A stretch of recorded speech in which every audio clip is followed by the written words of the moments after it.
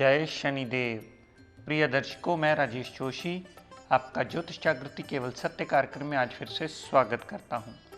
प्रिय दर्शकों, जैसा कि आप जानते हैं, पिछले कुछ दिनों से हमारी चर्चा का विषय रहा है हर लगन कुंडली में लग्नेश और नवम भाव के स्वामी की युति को लेकर। कल तक हमने बात की प्रिय दर्शकों तुला लगन की कुंडली के बारे में। आज इसी श्रृंखला को आगे कंटिन्यू करता हुआ बात करते हैं वृश्चिक यानी स्कॉर्पियो लगन की कुंडली में। स्कॉर्पियो लगन की ये इसलिए बनी क्योंकि लगन में ही 8 नंबर लिखा है। 8 नंबर स्कॉर्पियो राशि होती है जिसके स्वामी ग्रह हमारे बजरंगबली मंगल देवता माने जाते हैं। मंगल देवता ने प्रिय दर्शकों चंद्रमा देवता को क्या दिया? मंगल देवता ने अपनी मित्रता को निभाते हुए चंद्रमा देवता को नवम भाव का स्वामी बनाया।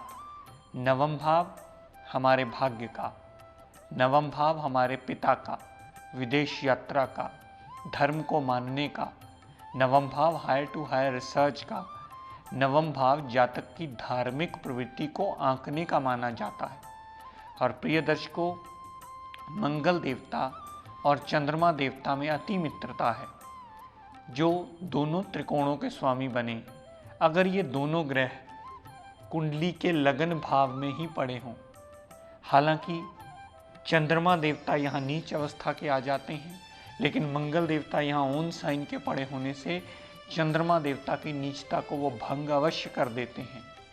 लेकिन प्रिय दर्शकों, जब भी चंद्रमा देवता की दशा अंतरदशा चलेगी, अगर मंगल से उनका डिग्री वाइज बलाबल ज़्यादा हो गया तो हमेशा आपको अशुभता के रिजल्ट मिलेंगे।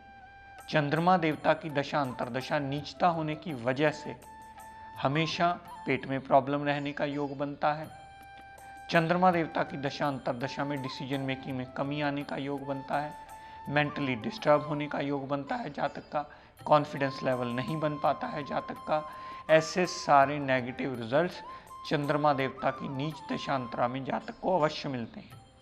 लेकिन प्रिय दर्शकों, इसके बिल्कुल विपरीत जब भी मंगल देवता की दशा अंतरदशा चलती है, इस लगन कुंडली में लगन भाव में पड़ा हुआ मंगल देवता रुचक नाम का पंच महापुरुष योग बनाता है। मंगल देवता का रुचक नाम का पंच महापुरुष योग बनाया हुआ मंगल देवता की दशा अंतरदशा में जातक को बोल्ड पर्सनालिटी बनाता है, जातक को हार्डवर्क करवाता है, जातक कंपटीशन में सक्सेस गेन करता है, जातक जॉब सबॉर्डिनेशन जॉब वर्क में बहुत अच्छा कामयाबी हासिल करता है, जातक बहुत ज़्यादा भाग दौड़ करके काम करने वाला होता है, बहुत ज़्यादा एनर्जेटिक होता है, बड़े ही फर्म डिसीजन लेने वाला होता है, जातक का कॉन्फिडेंस लेवल बहुत ज़्यादा अच्छा होता है।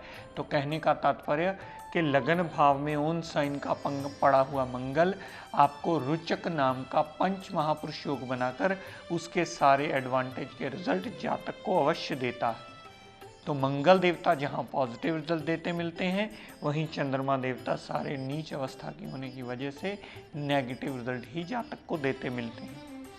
दर्शकों, यही चंद्र मंगल अगर कुंडली के दूसरे भाव में विराजमान हो, हालांकि चंद्रमा देवता और मंगल देवता के दोनों के योग को चंद्र मंगल का महालक्ष्मी योग भी कहा जाता है।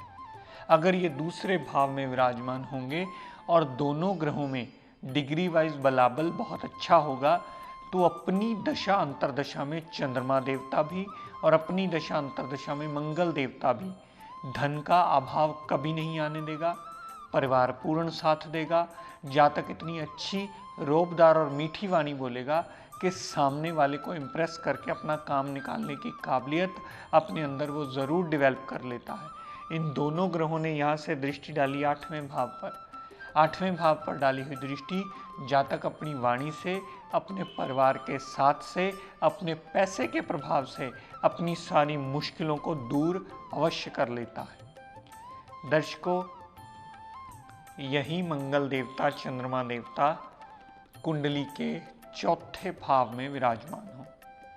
चौथे भाव में विराजमान होने से दोनों योग कारक ग्रह यहाँ भी पूर्ण चंद्र मंगल देवता का महालक्ष्मी योग बनाएंगे। माता, गाड़ी, भूमि, वाहन, मकान, सारी सुख सुविधाएं जातक की लेने वाली हुई तो चंद्रमा की दशा अंतरदशा भी उसमें लाभान्वित होगी और मंगल देवता की दशा अंतरदशा भी उसमें जातक को लाभ देती ही मिलेगी। पर प्रिय दर्शकों, मैं बहुत बार से ये बात आपको डिफाइन करता आया हूँ कि रिजल्ट उतने ही देने में ये दोनों ग्रह सक्षम होंगे जितना उनमें डिग्री वाइज कैपेबिलिटी देने की काबिलियत होगी। जो काबिलियत उनके रिजल्ट तभी मिल पाएंगे अगर अच्छी डिग्री के होंगे तो अच्छे रिजल्ट मिल पाएंगे, अगर कम डिग्री के या बलहीन डिग्री के हुए तो उनके रिजल्ट्स में एक कमी रहने का योग अवश्य बनता है। और जातक की मकान प्रॉपर्टी दोनों ही ग्रहों की दशा अंतरदशा में बनने का पूर्ण योग अवश्य जातक का बनाते हैं।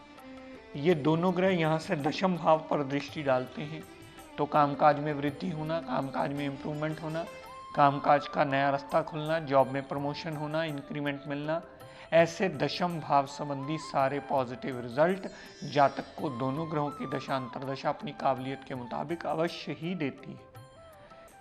दर्शकों, यही चंद्र मंगल देवता अगर कुंडली के पंचम भाव में विराजमान होंगे, पंचम भाव में दो त्रिकोणों के स्वामी तीसरे त्रिकोण में आ गए, मंगल देवता की दशा अंतरदशा और चंद्रमा देवता की दशा अंतरदशा दोनों ही यहाँ संतान सुख से परिपूर्ण करने का योग बनाएगी, लव रोमांस में कामयाबी देने का योग बनाएगी, अनसर्टेन गेम्स होंगे, जातक माइंड मेमोरी विल पावर से बहुत ज़्यादा कॉन्फिडेंट होगा, जातक के स्टमक में जल्दी प्रॉब्लम नहीं आएगी।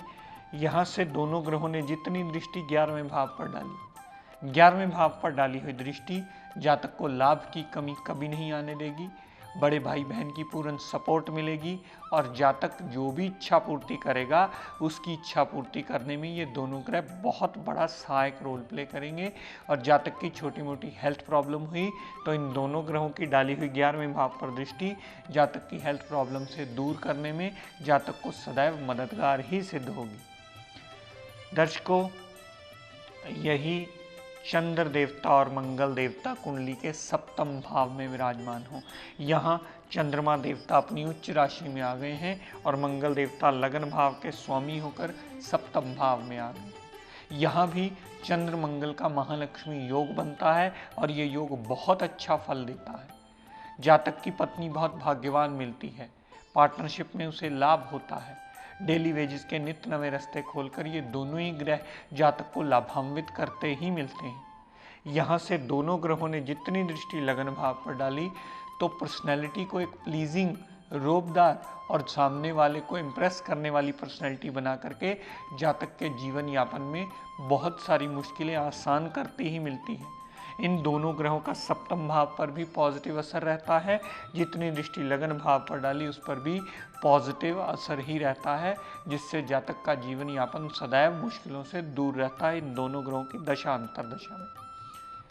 दर्शकों, यही चंद्र मंगल देवता अगर कुंडली के नवम भाव में विराजमान हो, नवम भाव में विराजमान होने से मंगल देवता अपनी नीच राशि में आ गए लेकिन चंद्रमा देवता अपनी स्वय राशि आ गए, जिसकी वजह से मंगल देवता की नीचता भंग हो गई। लेकिन प्रिय दर्शकों, अगर हम इनको अलग अलग डिफाइन करें तो चंद्रमा देवता का बलाबल मंगल से ज़्यादा होगा तभी वो नीच भंग कर पाएगा। अगर मंगल की नीचता का बलाबल डिग्री वाइज ज़्यादा हो गया चंद्रमा देवता से तो वो नीच भंग नहीं कर पाएगा।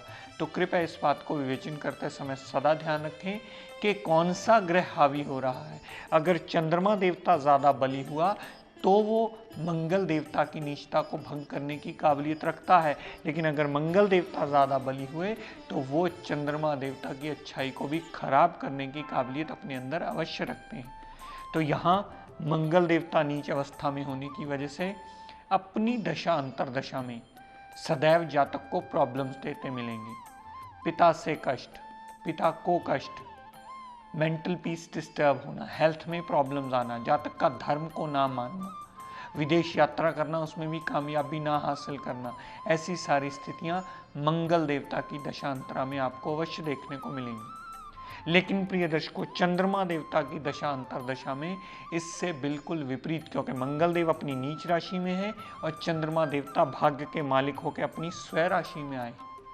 तो चंद्रमा देवता नवम भाव में जब भी अपनी दशा अंतरदशा में आएंगे जातक का भाग्य साथ देगा, जातक को पिता की सपोर्ट मिलेगी, जातक के लिए जितना भी हार्डवर्क वो करेगा, विदेश यात्रा भी करके आएगा तो वो लाभान्वित होगी। जातक धर्म को मानने वाला होगा, प्रभु से पूरी श्रद्धा से उससे कुछ भी मांगकर अपना जीवन संवारने की काबिलियत अपने अंदर रखता होगा। तो चंद्रमा देवता नवम भाव में पूर्ण पॉजिटिव रिजल्ट देंगे और मंगल देवता पूर्ण नीच अवस्था में होने की वजह से नेगेटिव रिजल्ट ही देते मिलेंगे। दर्शकों, यही चंद्र मंगल अगर कुंडली के दशम भाव में विराजमान, दशम भाव में भी चंद्र मंगल देवता का महालक्ष्मी योग बनता है और मंगल देवता को दशम भाव में दिशा बल भी मिलता है। मंगल देवता जातक की कर्म गति को और अच्छा करके, जातक को कर्मशील बना करके, जातक बहुत ज़्यादा भागदौड़ करके काम करने वाला होगा। जातक जल्दी चीज़ों से घबराने वाला नहीं होगा, कॉन्फिडेंस लेवल बहुत अच्छा होगा, डिसीजन मेकिंग विल पावर बहुत ज़्यादा अच्छी होगी। जातक हर काम करने के लिए सदैव तत्पर रहेगा, क्योंकि मंगल देव अपने अति मित्र सूर्यदेव के घर में आए हैं और अग्नि कारक ग्रह होकर अग्नि राशि में आए और दिशा बली हुए हैं, जिसकी वजह से कामकाज में, प्रोफेशन में, जॉब में इंक्रीमेंट मिलने का योग, हायर डेजिग्नेशन आने का योग, ऐसे सारे पॉजिटिव रिजल्ट्स मिलने का योग चंद्रमा की दशा अंतरदशा में भी और मंगल देवता की अंतरदशा में भी अवश्य ही जातक को मिलता है। दर्शकों, यही चंद्र मंगल देवता अगर कुंडली के 11वें भाव में पड़े हों, यहाँ भी दोनों ही ग्रह अपनी दशा अंतरदशा में पूर्ण पॉजिटिव रिजल्ट ही देते मिलेंगे। धन का अभाव कभी नहीं रहेगा, परिवार पूर्ण साथ देने वाला होगा, यहाँ पर बड़े भाई बहन की पूर्ण सपोर्ट मिलेगी और दोनों ग्रहों की दशा अंतरदशा में जातक जो भी इच्छा पूर्ति के लिए कर्म करना, एफर्ट्स करना चाहेगा, वो एफर्ट्स पूरे करके उसकी इच्छा पूर्ति होने का योग अवश्य ही दोनों ग्रह उसकी दशांतरा में देंगे। प्रिय दर्शकों, मैंने तीसरे, छठे, 8वें और 12वें भाव में इसका व्याख्यान नहीं दिया है, क्योंकि बहुत सारे लोग YouTube के माध्यम से हमसे जुड़े हुए हैं, पूरी दुनिया में वो देखते हैं, तो वो बताते हैं या हमसे सवाल करके पूछते हैं, सर आप तीसरे, छठे, 8वें, 12वें भाव का व्याख्यान नहीं देते, क्योंकि अगर किसी का भी तीसरे, छठे, 8वें, 12वें भाव में ये ग्रह पड़े हुए तो अपनी दशा अंतरदशा में ये पूर्ण अच्छे फल आपको कभी नहीं देंगे। और प्रिय दर्शकों, आप सभी जानते हैं अगले महीने 3 नवंबर 2013 को दिवाली का बहुत ही महत्वपूर्ण मुहूर्त आ रहा है। उससे पहले आप बहुत सारे लोगों को देखेंगे कि यंत्र मंत्र बेचने का सिलसिला चल पड़ता है। श्री यंत्र, लक्ष्मी यंत्र, कुबेर यंत्र, ये सारी चीज़ें बेचने का योग चल पड़ता है। ये सारी चीज़ें लोग बेचने की कोशिश करते हैं, लेकिन सही मायने में एक बात का ख्याल रखिएगा, वो आपकी दिवाली की नहीं, अपनी दिवाली की चिंता कर रहे होते हैं कि उनकी दिवाली ठीक बन जाए, उनका सामान बिक जाए। लेकिन ये बात आदि अधूरी शास्त्रों के बहुत ज़्यादा क्लोज नहीं है। अगर आपको लक्ष्मी माता की कृपा चाहिए तो आप स्वयं पाठ करना सीखिए, इन जंत्रों मंत्रों के चक्कर से थोड़ा सा निकलने की कोशिश कीजिए, ताकि आपका खुद का किया हुआ पाठ, खुद के लिए किया हुआ प्रयोजन और आप स्वयं ही करेंगे। और आने वाली धनतेरस को मेरी कोशिश रहेगी कि आपको महालक्ष्मी माता की कृपा पाने का बहुत सारा अचूक उपाय जो आप घर में ही कर सकें, स्वयं कर सकें, वो बता पाऊँ, ताकि आप लक्ष्मी माता की कृपा सदा प्राप्त करते रहें।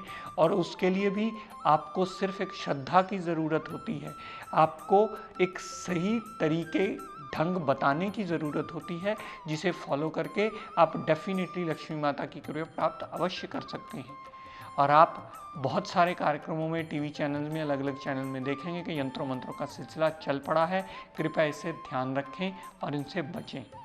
प्रिय दर्शकों, आज अपनी वाणी को यहीं विराम देता हुआ हम सब के लिए मंगल कामना करता हुआ शनिदेव से ये प्रार्थना करता हूँ कि हे शनिदेव, हम सब पर अपनी कृपा दृष्टि, दया दृष्टि सदैव बनाए रखें। जय शनिदेव।